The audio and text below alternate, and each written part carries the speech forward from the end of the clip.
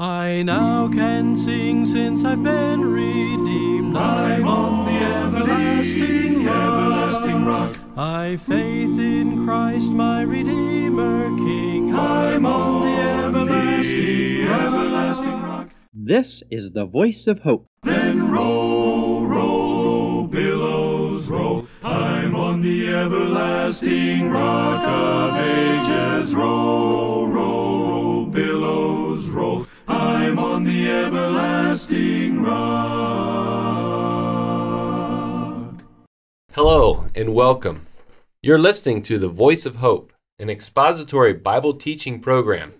Whether you're well-versed in the Bible or turning its pages for the first time, together we're learning to follow Jesus, the way, the truth, and the life, one step at a time. This program is brought to you by Heralds of Hope, an international media ministry sharing the good news of Jesus Christ around the world. I'm so glad you joined us because once again, we have something different planned. On June 2nd, we celebrated our 56th year of ministry, and we've been taking some time during the month of June to celebrate. 2 weeks ago, I, Anthony High, and our Bible teacher, J. Mark Horst, spent some time discussing the history of Heralds of Hope. Now this week, we would like to take the opportunity to share some of the plans for the future, and we have a special guest, Arlin Horst, joining us. Arlin is our Director of Development here at Heralds of Hope and is an integral part of the plans that we have going forward. Part of our preparation for the future at Heralds of Hope was to find an executive director, and Anthony High, you came to fill that role. And so tell us briefly how you got here. One Wednesday evening, it was back in 2019, the summer of 2019, I received a call from one of our board members, I believe it was Mark Newswanger, and he asked me if I would consider joining Heralds of Hope as a director. And it was a bit out of the blue, as we say. And we didn't do much about it right away. We had some prior commitments that we were working on, and we wanted to take some time to pray about it, and we had a bit of time with our family that summer that we had planned, and so we took that time to consider it.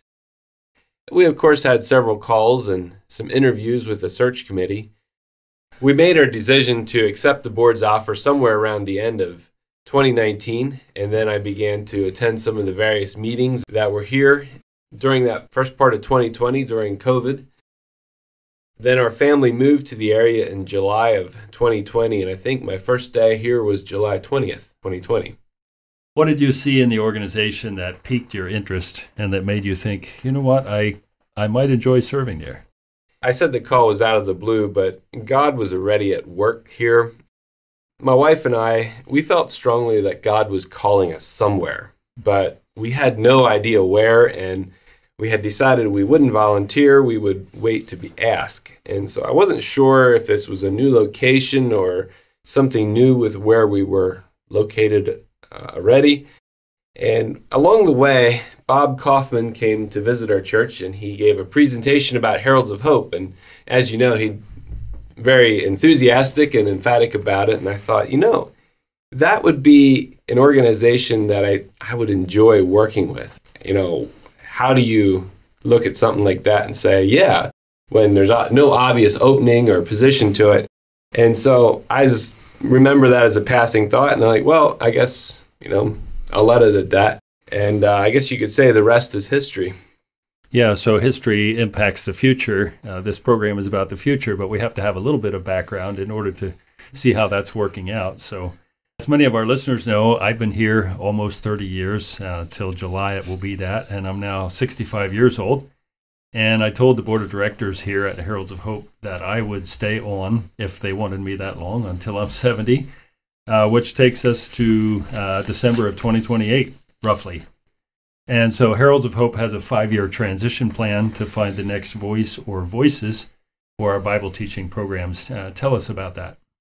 Back in 2022, I wrote out a timeline, what it looks like to move from where we were at today to where we'd be at with no J. Mark in 2028. And there were some details I missed and some things that we didn't hit along the way here. Sure. I know we talked about having a podcast to do some testing, and that didn't really happen. There were some other things that we did hit. Arlin here, our director of development, he started introducing the Hope for Today program, and we also changed the opening music to that as well. I originally wrote that we would start a second voice in the Voice of Hope last year, but that didn't happen until this year. And so there's some things we did miss along the way. But one of the things I quickly realized is that you don't change Bible teachers quickly or easily. There are some other ministries who went through this similar transition, and they're off the air because it just didn't work. It's not something that's real easily done. So we've taught this idea back and forth about more than one voice or Bible teacher for our programs. Comment on that for us. Yeah, so the reality is, are we going to be able to find another 30-year person for this job? Like, Arlin, do you want to do this for 30 years? Most likely not. One of the solutions that we came up with is, could we do some sort of more conversational style where we have a consistent host and interchangeable teachers? And what I mean by that is you could have one person do a series on, say, Romans, and then someone else could do a series on Ruth or Jeremiah. But each program would have a consistent host like myself or J. Mark, and this would allow us to make smoother transitions down the road. It's also kind of a ploy to keep J. Mark going for a little longer than he planned. Just kidding. Anthony, for the last several weeks, you've been doing the announcing, what we call the announcing, the intros and closings around the teaching on our broadcast, The Voice of Hope. And last week, you actually did the Bible teaching for the Father's Day program. And then, Arlin, on our international broadcast, Hope for Today, you've been filling the role of announcer there. Both of you have teaching, preaching experience. Where do you think that fits in this process? Maybe you both can comment on that. Anthony. This is where I think it would work for us to take turns in teaching the Word. And so, yeah, we both have experience, and we both could come alongside and do that and pass the job back and forth, I guess you could say. Before I started at Heralds of Hope, I was teaching at Fairview Christian School. So teaching has been a big part of my life, and I enjoy teaching, and I enjoy hearing good teaching. Our communities have been blessed with many good teachers, and if we can somehow harvest that moving forward, I think that'd be exciting. The focus, though, would still stay on expository Bible teaching. We're not moving away from that. You know, that would still be our main thrust and our main drive. We wouldn't be going to a model where we just talk about anything and everything that comes along, but it would be focused on teaching, systematically teaching through the Word. At Heralds of Hope, we have this 5-year transition plan thinking about the Bible teaching, but then the ministry also has a 10-year plan. Tell me a little bit about the goals of that plan and what kind of progress we're making. Arlin, you're involved in this a lot with the goal of a certain number of languages and a certain amount of Bibles. Comment on that. Our 10-year goal is 1 million Bibles. And so you break it down, it's about 100,000 Bibles a year. And I've been involved with a lot of the communications with printing our Bibles and getting them delivered to the people on the field. You know, last year it was just over 100,000 Bibles, thank the Lord. And this year it looks like we're on track to reach our 100,000 Bible goal. So that part of our 10-year goal feels doable. Printing Bibles, getting them delivered. Obviously, our goal of being efficient and doing it effectively, it's always changing. Just this month, we had partners in Nigeria who are now contributing towards the Bibles. Instead of Heralds of Hope totally funding the Bibles, we're now subsidizing the Bibles. And, you know, that's exciting to me to hear because that feels more sustainable long term. And they're getting some skin in the game because they're contributing to the cost of the Bibles. We are looking forward to doing that in the other countries where we've been distributing Bibles for many years. Anthony, comment on the 200 languages. So the other part of our 10-year plan is to be into 200 of the top languages of the world. Our vision statement has this phrase in it, to accomplish the Great Commission in our lifetime. And there's a reason for that. We've done some research and found that 90% of the world's population speaks one of those top 200 languages. And so out of that, we've established this audacious goal, I guess you could say, of broadcasting in those top 200 languages, which in theory would enable us to reach 90% of the world's population. So obviously that's much greater than anything Heralds of Hope could do alone. But we feel that if we could connect and encourage 200 churches or businesses or individuals to get involved, we could help the local church then carry out the Great Commission of reaching the people.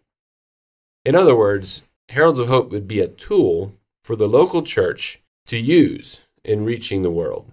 And that would be both across the street and around the world. And the tool that we're using is, like, we call that broadcast adoption, where a church or individuals or a business will adopt the broadcast to a specific part of the world. And we are hoping that, that this church or organization will know people or have missionaries on the ground in that area, and then choose to adopt a broadcast there to help spread the gospel to that part of the world. With broadcast adoption, I think we're at about 50% of our broadcasts that are adopted, that are being supported by groups and churches reaching out to specific parts of the world. And that's exciting to see, because I believe the church is the hope of the world. If Heralds of Hope can be a tool to provide that connection, that would be exciting to see it. Right. And one of the things that when you study mission work, the media, whether it's internet or radio, does not actually take the place of church. You can't do church online. I know you can try, but it really isn't church. So the purpose of the media ministry is to bring people into the church and connect them then with local believers who they can then fellowship with and establish a church. That would be the intent. And so we need to partner with the churches that want to reach out and then have them establish, local churches. So the broadcast adoption isn't the end goal. The broadcast adoption is just a tool to help the churches here engage with other parts of the world. And so after this broadcast goes to a specific area, then we're hoping more connection can be built and people from your church can possibly travel to that country or to that area and do ministry, help with Bible schools or pastors' conferences or mission work, however that looks for the specific group you're going to. Okay, so those are some big goals, and it's been interesting to see how God is opening doors for us in connections with other individuals and organizations to actually facilitate this. But we also recognize that as this process moves forward, we're going to need more staff. And so tell us a little bit about what kind of people and what kind of skill sets we're looking for. Yes, we are looking for people to join the team. But, first of all, we're looking for people of character, people who love Jesus deeply and who share our values and beliefs. Right now, we're looking especially for a marketing strategist. And this sounds like we're just doing advertising, but it's more than that. We're looking for someone to help us use our content in a way that reaches people. We're realizing that the world is changing and radio doesn't work everywhere anymore. And so we need other ways through online and social media to reach people. And we could also use some help there with our donor communications as well. Secondly, we are planning on adding a broadcast development manager with this goal of 200 languages. We need someone to lead out in establishing those new broadcasts. And we're finding that takes quite a bit of work. When you begin a conversation like that, it can take a year from the time you establish the need and the avenue until you actually get everybody in place. At the time of this recording, we feel like we do have someone in place for that, and so there'll be more details coming later. Well, we've seen a new level of excitement among our constituents, our donors. It seems they like what they see in the direction of the ministry, and I'm curious if that has translated into increased giving and also increased involvement. Yeah, I would say it has. We certainly are blessed. We want to use everything that we've received faithfully and carefully. And one of the comments that I've received a number of times is that people appreciate that we're looking into the end results of our programs and double checking them. In the past 2 years or so, we've tried to check up on the translation of some of our programs and the effect on the audience and in Bibles, whether the Bibles are actually getting to the right places. Unfortunately, the results have not always been desirable, and so we needed to make some corrections. Frequently, people respond with appreciation to that, and so there is a level of excitement there. There's also some things that we're seeing and correcting and trying to use those things faithfully. So it's exciting, but it's also challenging. Yeah, Arlin, you've been involved in the auditing process of the radio programs, especially the international ones. Tell us just briefly a little bit about that. Sure. When we audit a program, what we'll do is contact someone that we know who knows the language, whether it's Swahili, Mandarin, Arabic, and they will listen to the broadcast beside our English script and compare what they're saying in the original language with what our English script says to make sure the teaching going out is what we've given them. And so as we've done this, we've found numerous places where it wasn't the same or where they were teaching something other than we had given them. Been challenging, but it's been good for us. Anthony, do you have any ideas about what the future might look like? You mentioned earlier that radio doesn't work, or I should say it that way, it isn't effective in some parts of the world. So what are some of the possible ways our Bible teaching content could be distributed going forward? Yeah, we certainly live in a time of rapid change. And just an example of this, I did a little research on YouTube, and 19 years ago, YouTube.com became active. And then 2 years later, Google purchased it for $1.65 billion. And that was 17 years ago. I don't know what it's worth today. And now we have so much more that's out there. YouTube is just a household name, or you could even say a verb. Mm-hmm. You're YouTubing.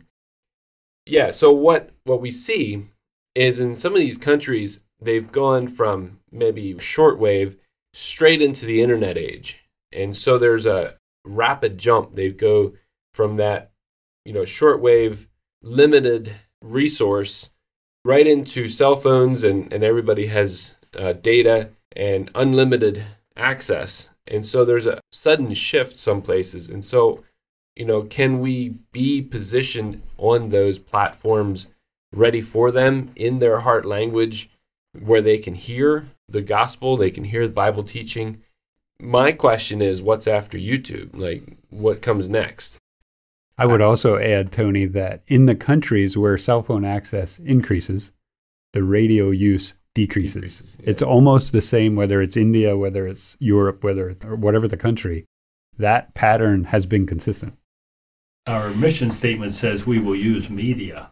And so that involves all forms of media, print, broadcast, digital, whatever. And we don't know what's coming yet, right?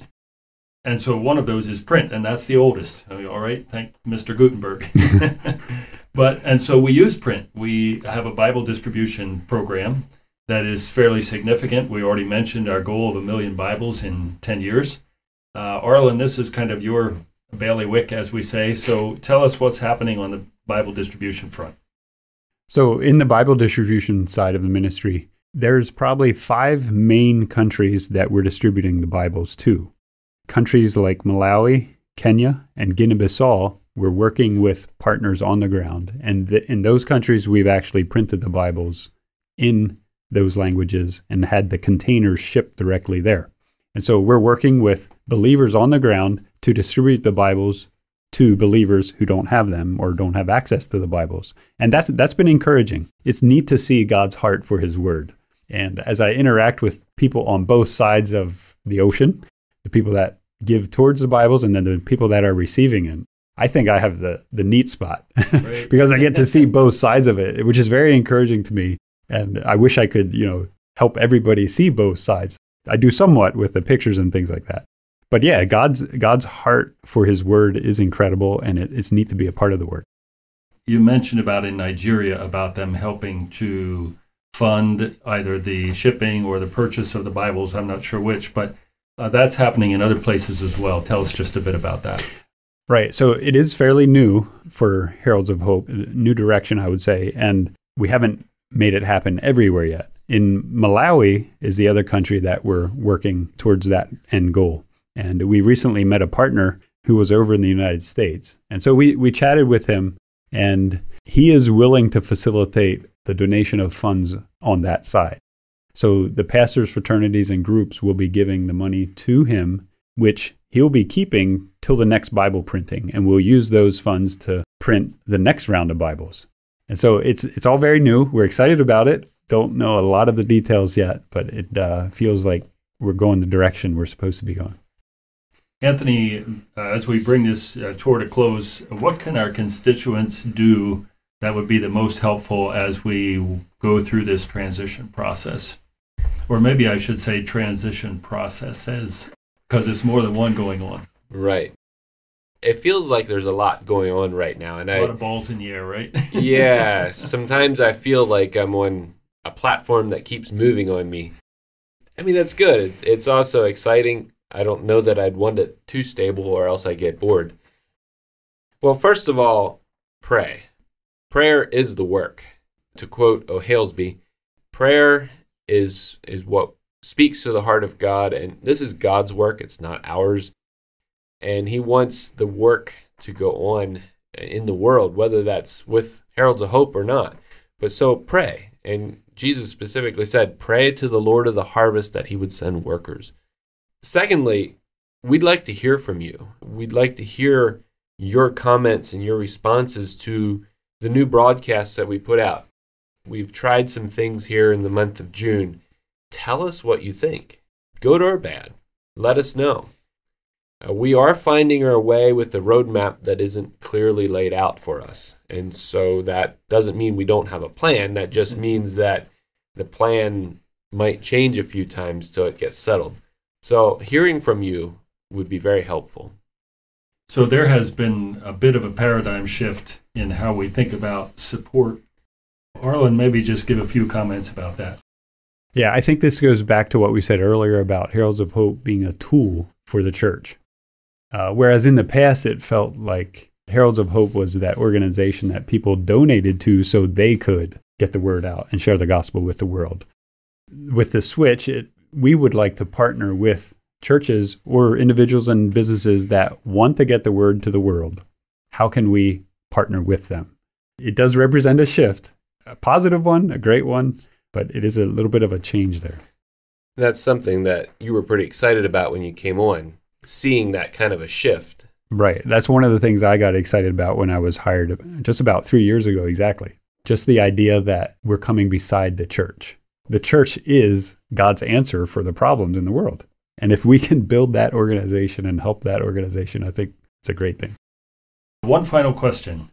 Anthony, tell our constituency where they can find more information about our financial statements and perhaps our 990 or something like that. Yeah, if you want to know more, you can certainly contact us directly. The contact information will be shared at the end. Our audited financial report and 990 for this past year has not been completed yet. We're still waiting on the accountants to finish that up. When that is completed, we will put a notification out there as to where you can download it or access it. And I would, encourage you to look into it. We're a nonprofit. We're open to inspection at any time. So you and I have both mentioned this number 990. What is that? A lot of people are asking that question. What's a 990? A 990 is basically a tax return for a nonprofit. It doesn't mean we pay taxes. It just means that the IRS wants to know everything about your organization. And if you're familiar with your 1040 form, just imagine a form that's about 3 times as long. Now, I know there's an accountant out there that would correct me on how many pages it is, but trust me, it's a long form, and it's a lot longer than my 1040, I'll tell you that much. All right, very good. Well, thank you both for joining us here in the studio today, and hopefully this will be informative for our listeners. All told, it sounds like we have a lot of things going on right now, and we do. And we do feel a sense of urgency to assist the church to proclaim the gospel of Jesus Christ to all the world. If you have any thoughts or comments, please contact us. Our email address is hope@heraldsofhope.org. Again, that's hope@heraldsofhope.org. I invite you to connect with us on our various social media platforms by searching for Heralds of Hope. And if you go to our YouTube channel, you will notice some new activity there. You may even be able to see us. We have some videos now of us recording in the studio, as well as some stories that Jay Otis would have recorded in the past are now up there and available for listening. If you would like to listen to this program again, please visit our website at www.heraldsofhope.org and look for the title, Where Do We Go From Here? To contact the Voice of Hope or to submit a gift, call us at 866-960-0292 or send it by mail to the Voice of Hope, 6183 Lincoln Highway, Harrisonville, Pennsylvania, 17228. Your prayers are needful, and your gifts are always welcome. God's grace, accompanied by your fervent prayers and generous financial support, will enable us to work together to win the world for Jesus. Be sure to join us the next time for the Voice of Hope, as I and J. Mark have a discussion on some of the common questions surrounding our Mother's Day and Father's Day episodes. If you haven't heard them, you can go to our website and search for them as well. Boom, boom, boom, boom. Work for the night is coming. Work through the morning hours. Work while the dew is sparkling. Work mid springing flowers.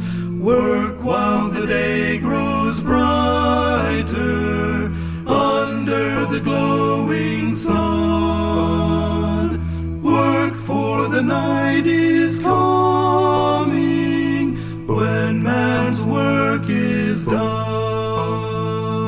Boom, boom. Work for the night is coming. Work through the sunny noon. Fill brightest hours with labor. Rest comes sure and soon.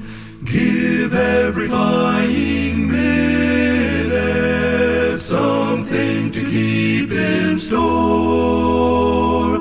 Work for the night is coming when man works no more.